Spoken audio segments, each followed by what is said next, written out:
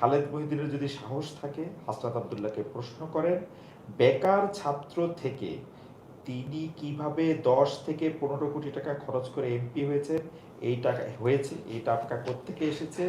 আমার জানা মতে উনার কোনো ইনকাম নেই, উনি একজন চাঁদাবাজ। আমার কাছে মনে হয় না, আপনি উত্তর দিলেই ভালো হবে, না লোকে মনে করবে যে আমি। আচ্ছা, এটা হচ্ছে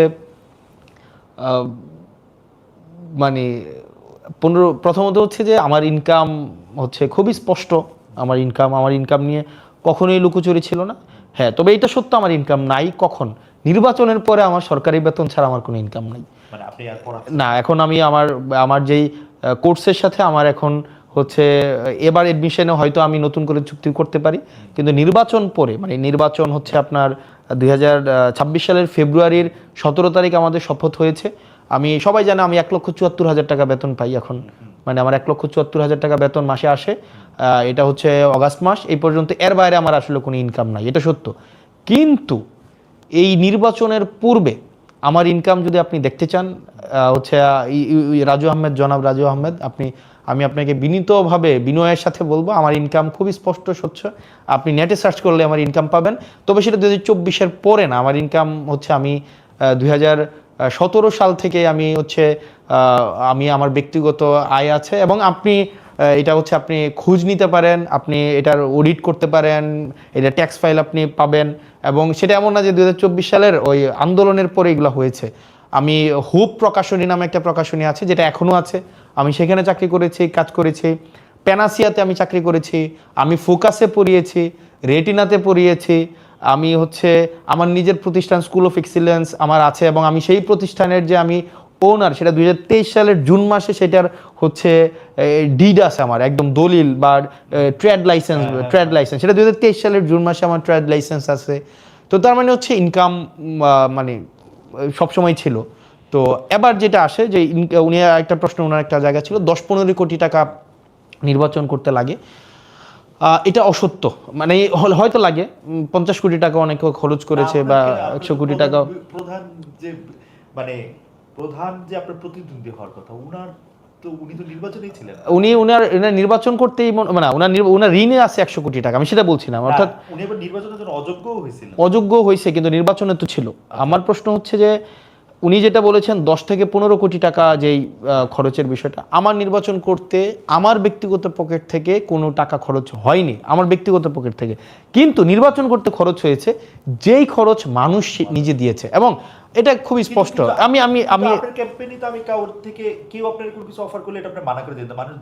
না, আপনি তাহলে না, আপনি দেখবেন ওপেন ক্যাম্পেইনে, আর আমি আপনাকে তাহলে দেখাইতে পারবো, ওপেন ক্যাম্পেইনে আমাকে হচ্ছে মানুষ টাকা দিয়েছে, কেউ 50,000, কেউ 1 লাখ। কিছু কিছু ক্ষেত্রে হয়তো ফেরত দিয়েছি, কিন্তু আপনি দেখবেন আমাদের হচ্ছে, এবং হিসাবও আছে, বিদেশ থেকে কেউ 1 লাখ। এবং আমি অনলাইনে কোনো ফান্ড রেজ করি নাই আমার নির্বাচনে, আমি অফলাইনে ফান্ড রেজ, অর্থাৎ আমি একটা প্রোগ্রাম করেছি, ওই প্রোগ্রামে এসে মানুষ অংশগ্রহণ করেছে। তো স্বাভাবিকভাবে আমাদের নির্বাচনে মনে খরচের লিমিট ছিল 43 লাখ টাকা।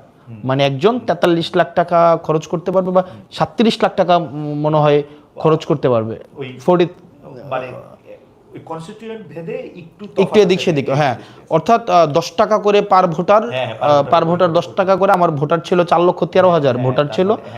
তো এটা প্র্যাকটিক্যালি আসলে পসিবল না যে আমার হচ্ছে 4,13,000 10 টাকা করে 40 লাখ টাকা। আমরা দেখিয়েছি 43 লাখ টাকা, এবং পার্লামেন্টে এটা নিয়ে কথাও বলবো। এটি কারণ সংসদ সদস্যরা মিথ্যা বলেই পার্লামেন্টে ঢুকে, একদম এটা মানে এটা নিয়ে বলবো। আচ্ছা, এখানে না, ইনস্ট্রুমেন্টাল নির্বাচনে কিছু ইনস্ট্রুমেন্টাল কস্ট আছে, এটা সত্য। ইনস্ট্রুমেন্টাল কস্ট, যেমন আবার পোস্টারিংয়ে কোনো ইনস্ট্রুমেন্টাল কস্ট ছিল না। যেমন বেশিরভাগ ক্ষেত্রে ইনস্ট্রুমেন্টাল কস্ট কোথায় লাগে, যেমন আপনি ক্যাম্পেইন করাতে আপনি 500 লোক নিয়ে আপনি ক্যাম্পেইন করবেন, তারপর যে মানুষকে খাওয়াবেন। আর কেউ যদি ভোট কিনতে চায় সেটা তো ডিফারেন্ট বিষয়। এবার আসেন আমার জায়গায়, এই জায়গাগুলো হচ্ছে নির্বাচনের খরচের খাত। এবার আমার জায়গায় আসেন, আমি নির্বাচনে কোনো একটাও আমি বড় সমাবেশ করি নাই, আমি ছোট ছোট উঠান বৈঠক করেছে, এবং উঠান বৈঠকের খরচ ওই এলাকার যে উঠান বৈঠক করেছে ওই এলাকায় খরচ হয়েছে। তারপরে হচ্ছে আমি মানে কাউকে যে ভোট কেনার তো প্রশ্নই আসে না, মানে ভোট কেনার যে টাকা দিয়ে ভোট কেনা। এবং আমার নির্বাচনের বা আমার রাজনীতির যে জায়গাটা বলেন, আমার রাজনীতির একটা গুরুত্বপূর্ণ জায়গা হচ্ছে cost effective politics. Until and unless আপনি রাজনীতির খরচ যদি কমাইতে না পারেন, আপনি কোনোভাবেই দুর্নীতির বাইরে থাকতে পারবেন না। ফর এক্সাম্পল এইটা হইলো আপনি একদম মানে কি বলবো হেডলাইন করার মতো একটা বলতে, রাজনীতির খরচ যদি কমানো না যায় তাহলে দুর্নীতি কোনোভাবেই বন্ধ করা যাবে না। রাজনীতির খরচটা কি পপুলার ডিমান্ড, মানে লোকে কি এমপি হাসনাত আব্দুল্লাহ এই খরচটা করুক এটা চায়? মানে দেখেন আমি যদি বলি একদম শুরু থেকেই আমার একটা কথা ছিল, আপনি ফ্রিতে ভোট দিলে আপনি ফ্রিতে সার্ভিস পাবেন, ফ্রিতে ভোট দিবেন, ফ্রিতে সার্ভিস নেবেন, সিম্পল। কিন্তু বেশিরভাগ ক্ষেত্রে যেটা হয়, আমার নির্বাচনে যদি 10 কোটি টাকা আমার ইনভেস্ট করতে হয় বা 15 কোটি টাকা ইনভেস্ট করতে হয়, মানে আমি ইনভেস্ট করলাম নির্বাচনে, কি কি খরচ করলাম, আমি হয়তো এলাকার হচ্ছে ওই কর্মীদেরকে টাকা দিলাম, আমি হচ্ছে ধরেন ভোট কিনলাম, আগের রাতে টাকা পাঠাইলাম, সিনজি পাঠাইলাম, অটো পাঠাইলাম, খাওয়ার খরচ দিলাম, তাহলে কিন্তু নির্বাচনের পরে আমার প্রথম যেই টার্গেটটা হবে সেটা হচ্ছে প্রত্যেকটা কাজের থেকে আমি হচ্ছে কমিশন খাবো, প্রত্যেকটা কাজ থেকে আমাকে কমিশন খাইতে হবে। এবং হচ্ছে দেখা যাবে ওই মসজিদের টাকা আসবে 10 লাখ টাকা, আমি এখান থেকে টাকা খাবো, আমার পিআইইউ থেকে টাকা খাবো, ইঞ্জিনিয়ার থেকে টাকা খাবো, পোস্টিং প্রমোশনের টাকা খাবো, নিয়োগ থেকে টাকা খাবো। যেমন আমাদের এমপিদের কিন্তু কিছু নিয়োগেরও আমাদের কিছু আমরা উপদেষ্টা থাকি নিয়োগ বোর্ডের, ওগুলা থেকে আমি টাকা খাবো। এখন দেখা যাবে এটা একটা ভিশিয়াস সাইকেল, মানে এই সাইকেল থেকে আপনি এসকেপ করতে পারবেন না। এই সাইকেলটাকে ব্রেক করাই ছিল আমার প্রথম টার্গেট। সেজন্য আমি একদম ফ্রম ডে ওয়ান আমি যখন সিদ্ধান্ত নিয়েছি আমি নির্বাচন করব, আমার ছিল আমি যদি 500 ভোটও পাই আমি টাকা খরচ করব না, একদম ফ্রম ডে ওয়ান, যে আমার টাকা ছাড়া।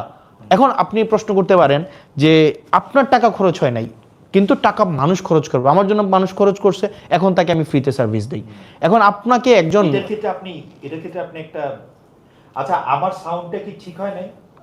এটা বাড়ান যাচ্ছে তো বাড়াই দেন কার্ডের মাধ্যমে। আমি তো জিনিসটা হচ্ছে যে মানে দুইজনের সাউন্ড পাওয়া যাবে না একটা ইয়ার মধ্যে, মানে টেকনোলজির এই অবস্থা। যাই হোক, আমি যেটা বলি, আমি এই জায়গাটা যদি একটু স্পষ্ট করি, আমি একটু প্রশ্নটা করি তাহলে এটা একটু বোঝা যাওয়ার একটু জায়গা, যে এটা কি একদম পাওয়া যাচ্ছে না? পাওয়া যাচ্ছে একটু কম। আর আমি আমার প্রশ্নটা হচ্ছে হাসান, আমি যেটা জানতে চাই যে ধরেন আপনার ক্যাম্পেইনে আমি ধইরা নেই যে অঙ্কের সুবিধার্থে 10 লাখ টাকা খরচ হয়েছে, তো সেই 10 লাখ টাকা খরচের মধ্যে আপনার একদল বন্ধু সেই 10 লাখ টাকা দিছে, আর আপনার যারা ভোটার তারাই 10 লাখ টাকা দিছে। এখন আপনি যখন সার্ভিসটা দেন তখন যারা আপনার দিছে তাদেরকে আপনি বেশি সার্ভিস দেন কিনা, মানে তারা আপনার বেশি ক্লোজ কিনা, বিকজ তারা তো তাদের এইটা করছে এইটার মধ্যে। আচ্ছা, ইন্টারেস্টিংলি আমি আগে বলি কি ধরনের সার্ভিস দিতে হয়। মানে ধরেন আপনি যদি টাকা আনেন, ফর এক্সাম্পল আপনি হচ্ছেন ধামতি ইউনিয়নের, হ্যাঁ, আপনি আমাকে নির্বাচনে ফান্ডিং করলেন, 20 লাখ টাকা 30 লাখ টাকা আপনি দিলেন, তাহলে কয়েকটা সার্ভিস আপনি আমাকে দিতে হবে, আমি আপনার কাছে লায়াবল হয়ে যাব। কি কি দিতে হবে?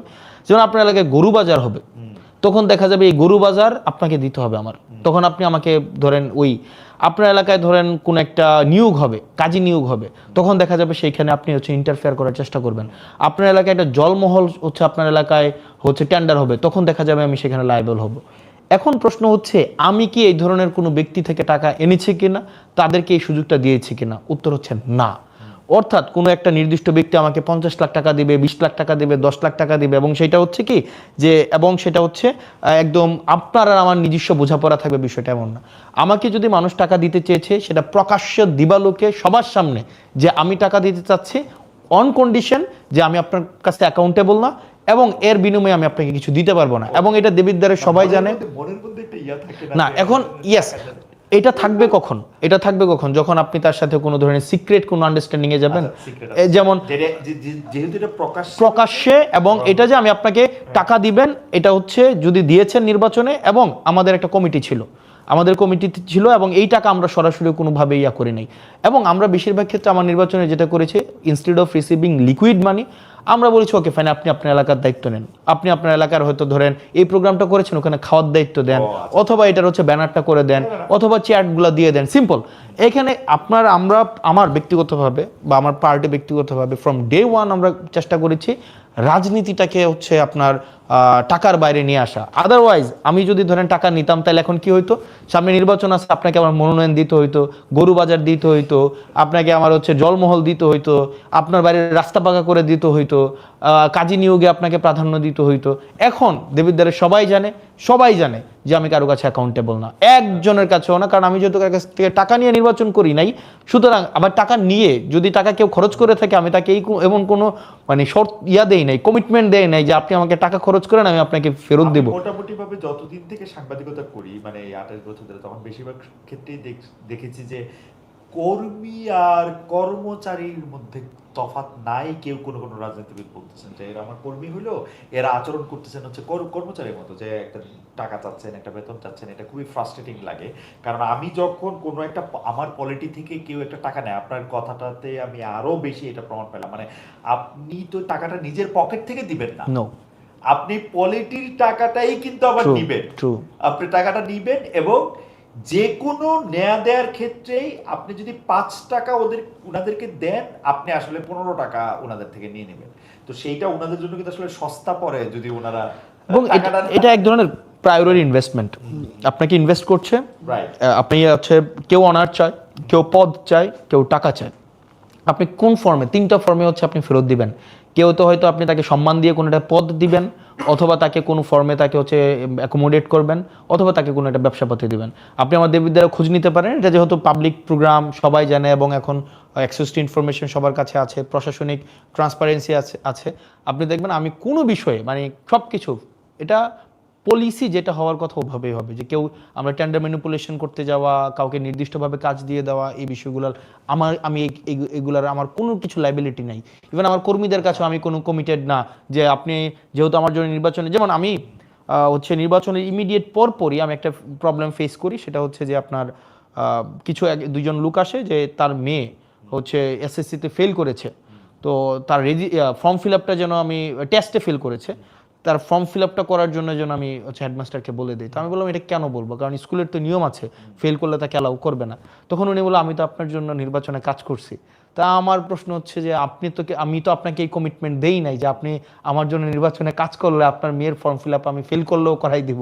বরং এটা হইতে পারতো যে কিছু টাকা যদি আপনি টাকার দিতে পারছেন না, 10,000 টাকা হয়তো ফর্ম ফিল আপ, এক্ষেত্রে তো আমরা রিকোয়েস্ট করতে পারতাম। এটা আমাদের একজন জনপ্রতিনিধি হিসাবে এটা আমাদের একটা মানে এই যে পজিটিভ ভাবে অ্যাপ্রোচ করার, এটা অন্তত আপনি এক্সপেক্ট করতে পারেন আমার কাছ থেকে। তো সবাই এই এক্সপেকটেশনটা করে, তবে আমি এই জায়গাটা আস্তে আস্তে এটার লাগাম টানার চেষ্টা করছি, কারণ জনপ্রতিনিধি থেকে আপনি যত বেশি এক্সপেকটেশন রাখবেন, আনফেয়ার এক্সপেকটেশন, যেমন কিছুদিন আগে আমার এলাকায় একটা কাজী নিয়োগ হয়েছে, কাজী নিয়োগে সবার একটা প্রত্যাশা ছিল যে কাজী হয়তো আপনার দেখা যাবে বিভিন্ন দল থেকে তদবির আসা শুরু হয়েছে, কিন্তু আমরা আমাদের জায়গায় রিজিড ছিলাম যে যে পরীক্ষায় ভালো করবে, ভাইবাতে ভালো করবে, আমরা তাকেই হচ্ছে নিয়োগ দিব। তো ভাইবাতে যে ভালো করেছে 10 জন। কাজী নিয়োগের অথরিটিকে, কাজী নিয়োগের একটা বোর্ড থাকে, 5 জনের বোর্ড। এখানে যিনি সংসদ সদস্য থাকে তিনি থাকেন উপদেষ্টা, তারপরে ইউনো থাকেন, সাব রেজিস্ট্রার থাকেন। পর্যন্ত কি এমপির কথাতেই আসলে মানে ফাইনাল, এখানে যেহেতু আপনি যেটা বললেন এমপি কি আসলে ফাইনাল এটা দিতে পারেন। হ্যাঁ, হায়ারার্কি যেহেতু দেখেন আপনি স্বাভাবিকভাবে আপনার ওয়ারেন্ট অফ প্রেসিডেন্সি আমি 13, একজন ধরেন এখানে একজন ইউনো যিনি আছেন, হ্যাঁ, উনি স্বাভাবিকভাবে ওয়ারেন্ট অফ প্রেসিডেন্সের নাই। তো এখানে ভাইভা বোর্ডে কে আছেন, একজন ইউনো থাকেন। আমি এমনি জানতেছি প্র্যাকটিসটা হচ্ছে কি, ধরেন ওয়ারেন্ট অফ প্রেসিডেন্সি একজন অ্যাসিস্ট্যান্ট জজও নাই, হ্যাঁ, কিন্তু অ্যাসিস্ট্যান্ট জজের যে ক্ষমতা আছে সেটা আবার এমপি সাহেবেরও নাই, ট্রু, কারণ উনি বিচার করেন। আবার জুরিসডিকশন যদি আপনি চিন্তা করেন, একজন থানার ওসির যে জুরিসডিকশন সেটা একজন আইজির নাই, ট্রু। মানে এইভাবেই কিন্তু এটা হচ্ছে কি অনেক বছর ধরে প্র্যাকটিস হয়ে আসছে, কারণ এটা যেহেতু আমাদের রেজুলেশনে যাবে। আমি জাস্ট ক্লিয়ার করি। তো দেখা গিয়েছে যে আপনার স্বাভাবিকভাবেই এমপি যেটা চায় স্বাভাবিকভাবেই এটা হয়ে থাকে, কিন্তু আমরা এটা চাই না, কারণ এটা প্র্যাকটিস। থিওরি হওয়ার কথা ছিল কি, বা আদর্শিক জায়গাটা কি হচ্ছে, একদম আইডিয়াল সিচুয়েশনে যে ক্যাপাবল তাকে 5 জন মিলে হচ্ছে রেফার করবে, কারণ এটা 5 জনেরই সিগনেচার লাগবে। সাব রেজিস্ট্রার সিগনেচার করবে, সংশ্লিষ্ট ইউনিয়নের চেয়ারম্যান সিগনেচার করবে, এমপি সিগনেচার করবে এবং ইউনো সিগনেচার করবে। আমরা ওই ভাইবা বোর্ডে যে সবচেয়ে ভালো করেছে তার কোনো রেফারেন্স ছিল না, আমরা তাকে রেফার করেছি। তো সেই জায়গা থেকে, কারণ আমি কারো কাছে অ্যাকাউন্টেবল না, ইভেন আগামী বছর যদি মানুষ আমাকে ভোট নাও দেয়, যে অনেকে হয়তো ভাবছিল হয়তো কিছু ইলিসিট সুবিধা সে আমার কাছ থেকে পাবে, সে হয়তো ভাবছে যে হাসনাত ভাইয়ের ভোট দিয়ে হয়তো ভুল করছি, আমাকে তো কোনোভাবে অ্যাকোমোডেট করছে না, আগামী বছর ভোট না দিলে জনপ্রতিনিধিত্ব করব না। এর মানে এই না যে আমার একদম লাইবিলিটি আছে যে আমাকে নির্বাচিত হইতেই হবে আবার টাকা খরচ করে, এই ধরনের কোনো বাধ্যবাধকতা নাই। ইন্টারেস্টিং। মানে আহ, আমি একটা জিনিস চিন্তা করতেছিলাম যে ধরেন আপনার কাছে যদি, আপনি একজন এমপি হিসাবে আপনার কাছে যদি ইয়াগুলি এইভাবে থাকে, তাহলে কিন্তু আপনাকে বিতর্কিত করাও আসলে খুব সহজ। সহজ, ডেফিনেটলি। কারণ বাংলাদেশের মতো জায়গায় আপনি যাকেই নিয়োগ দেন, আপনি যতই ভাইবা নিয়ে নিয়োগ দেন, at the end of the day যদি এটা আপনার কারণেই তো আপনার এই জাল থেকে বাইরে হয়ে আসা উচিত। হ্যাঁ, এটা বিষয়টা হচ্ছে কি, সবাই ধরেন আপনার কাছে দুইজন বিবাদমান পক্ষ আসলো, তো দুইজনের পক্ষেই তো আপনি রায় দিতে পারবেন না। হ্যাঁ, আপনি দুইজন বিবাদমান পক্ষে আসলে আপনি যে কেউ একজনের পক্ষে দেবেন, একজনের বিপক্ষে যাবে। যার বিপক্ষে রায়টা যায় সে মনে করে যে এক্ষেত্রে হয়তো সংশ্লিষ্ট ব্যক্তি হচ্ছে কম্প্রোমাইজড, মোরালি কম্প্রোমাইজড। তো এটা বাংলাদেশের একটা নেচার। তো এই জায়গা থেকে আমাদের দিন দিন বের হয়ে আসতে হবে আর কি। ওকে। আমি তাহলে আবার একটু এনসিপি রাজনীতিতে একটু ফিরে আসি। এনসিপি নিজেকে হচ্ছে সেন্ট্রিস্ট, অর্থাৎ মধ্যপন্থী রাজনৈতিক দল মনে করে, কিন্তু আমরা দেখতে পাই যে বাংলাদেশের রাজনীতি যেরকম মানে বাংলাদেশের রাজনীতি যেরকম, আপনি আপনার যেটা পছন্দ না সেইটার পক্ষে বা বিপক্ষে মানে আপনি খুব সাংঘাতিকভাবে রিয়েক্ট করেন। যেমন আমি উদাহরণ দেই, লেটেস্ট উদাহরণটা হচ্ছে এনসিপির প্রধান নাহিদ ইসলাম কয়েকদিন আগে, 2-3 দিন হবে মনে হয়, রবীন্দ্রনাথ ঠাকুরের স্মরণ করে তিনি একটি স্ট্যাটাস দিয়েছেন। সাধারণই স্ট্যাটাস, মানে ওটার মধ্যে অনেক বেশি কথা ছিল তাও না। ওইটাতেও আমরা দেখছি যে মানুষজন খুবই খুবই খুবই মানে নেগেটিভ রিয়াকশন, যে মানে এইটার কারণ কি বলে আপনি মনে করেন? মানে মানে বাংলাদেশের মানুষ এরকম প্রান্তীয় মান দ্বারা এত প্রভাবিত কেন? এখানে ধরেন স্বাভাবিকভাবে সামগ্রিক মানুষের মনোভাব নিয়ে রাজনীতি চলবে না। রাজনীতি মানুষের মতবাদকে হচ্ছে একদিকে নিয়ে যাবে। আপনি যদি সবসময় মানে মেজরিটি মাইনরিটি দিয়ে সব কিছু, অনেক সময় একটা মেজর একটা অংশ হচ্ছে ভুল পজিশন নিতে পারে, আবার অনেক সময় মাইনর একটা অংশ হচ্ছে সঠিক পজিশন নিতে পারে। তো সেক্ষেত্রে মানুষ হচ্ছে একটা নির্দিষ্ট অবস্থানে রিয়েক্টিভ হওয়া মানেই যে এটাই আবার সামগ্রিক সমাজের চিত্র, বিষয়টা এমন না। তো হচ্ছে আপনি ম্যাক্সিমাম মানুষ নাহিদ ইসলামের হচ্ছে একটা পলিটিক্যাল পজিশনকে রিয়েক্ট করেছে, প্রতিক্রিয়া জানিয়েছে। এর মানেই যে নাহিদ ইসলামের অবস্থানটা ভুল, কি বিষয়টা কিন্তু এমন না। মাঝে মাঝে এমন হতে পারে যে মানে পলিটিক্যাল রাইট পজিশনটা খুব কম মানুষই মাঝে মাঝে নেয়, আবার বেশিরভাগ মানুষও হইতে পারে যে পলিটিক্যালি রং পজিশন নিয়েছে বা নিচ্ছে।